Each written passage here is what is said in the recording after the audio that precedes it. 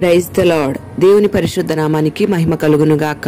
అనుదిన దైవ కృపా కార్యక్రమం ద్వారా ఈ దినం దేవుని మాటలు వింటున్న దేవుని బిడ్డలు ఆత్మీయులైన మీ అందరికీ పేరు పేరున ప్రత్యేకమైన వందనాలు తెలియపరుస్తున్నాం. ఈ మాటలు వింటున్న మిమ్మల్ని దేవుడు దీవించును గాక. రోమాపత్రిక 14వ అధ్యాయం 4వ వాక్యంలో ప్రభువు అతని నిలవబెట్టుటకు శక్తి గలవాడు అని ఈ వాక్య భాగంలో రాయబడి ఉంది. ప్రియ దేవుని బిడ్డలారా, మన దేవుడు సర్వశక్తి కలిగిన దేవుడై ఉన్నాడు గనుక మనలను నిలబెట్టుటకు శక్తి గలవాడై ఉన్నాడు. మరి ఈ లోకంలో ఉద్యోగంలోనైనా, వ్యాపారంలోనైనా, సంసార జీవితంలోనైనా, భక్తి యాత్రలోనైనా ఇటు అటు కదలకుండా నిలకడగా చక్కగా నిలబడగలిగితేనే స్థిరమైన శాశ్వతమైన ఆనందాన్ని, ఆశీర్వాదాలను పొందుకుంటారు. మరి ఈ రోజున నీకు నిలబడాలనే ఆలోచన, ఆశ నీకుంటే నీ యందు శక్తి కలిగిన దేవునిగా ఆయన నిన్ను నిలబెట్టుటకు సమర్థుడై ఉన్నాడు. మరి ఈ లోకంలో చాలా మంది శ్రమలు ఎదురైనప్పుడు తొట్టిల్లిపోతూ ఉన్నారు. చాలా మంది ధన వ్యామోహంలో పడిపోతున్నారు. లోకంలో ఉన్న వ్యర్థమైన ఆకర్షణల్లో పడిపోతూ ఉన్నారు. ప్రియ దేవుని బిడ్డలారా, మరి పరిశుద్ధ గ్రంథంలో యోబును మనం గమనిస్తే ఎన్ని శ్రమలు ఎదురైనా ఇటు అటు కదలకుండా నిలకడగా నిలబడి ఉన్నాడు గనుక రెండంతల ఆశీర్వాదాన్ని పొందుకున్నాడు.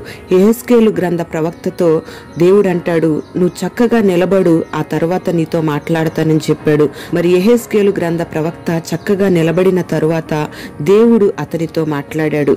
ఈ మాటలు వింటున్న నీవు ఇటు అటు కదిలిపోకుండా చక్కగా నిలబడగలిగితే దేవుడు నీతో మాట్లాడతాడు.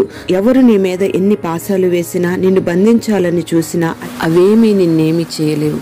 పరిశుద్ధ గ్రంథంలో చక్కగా నిలబడకుండా పడిపోయిన వారి చరిత్ర ముగిసిపోతూ వచ్చింది. మరి దేవుని కోసం చక్కగా నిలబడిన వాళ్ళు ఘనత కలిగిన పాత్రలుగా మార్చబడ్డారు. తల్లిదండ్రులను కోల్పోయి పేదరికంలో ఉన్న ఎస్తేరు ఒక రాణిగా మార్చబడింది.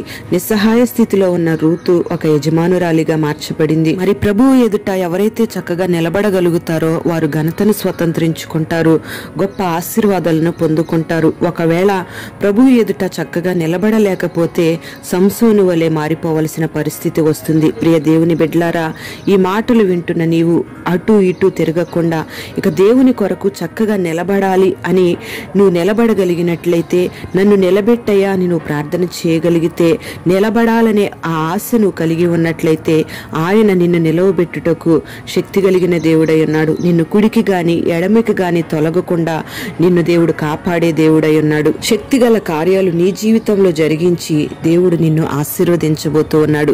అట్టి కృప నా దేవుడు నీకు అనుగ్రహించునుగాక. ప్రార్థన. పరిశుద్ధుడవైన తండ్రి, దయగలిగిన దేవా, నీకు స్తోత్రం చెల్లిస్తూ ఉన్నాం. నిలబెట్టుటకు శక్తి కలిగిన దేవుడవని, మమ్ములను నిలబెట్టుటకు శక్తి కలిగిన దేవుడవని మీరు సెలవిస్తూ ఉన్నారు. ఈ మాటలు వినని బిడ్డలందరినీ కూడా పేరు పేరున మీరు ఆశీర్వదించండి. సర్వశక్తి కలిగిన దేవునిగా నీ బిడ్డలందరికీ కూడా అటు ఇటు తొలగిపోకుండా కలుగుచున్న శ్రమలను బట్టి, అలాగే ఈ లోకంలో ఉన్న వ్యర్థమైన వ్యామోహాలను బట్టి నీకు దూరం కాకుండా అటు ఇటు తొట్టిల్లిపోకుండా భక్తిలో, ప్రార్థనలో, సహవాసంలో నీ యందు నిలకడగా నిలిచి ఉండే భాగ్యాన్ని నీ బిడ్డలకు మీరు అనుగ్రహించి పేరు పేరున నీ బిడ్డలను దీవించి ఆశీర్వదించమని యేసు నామములో అడుగుచున్నాము తండ్రి. ఆమేన్.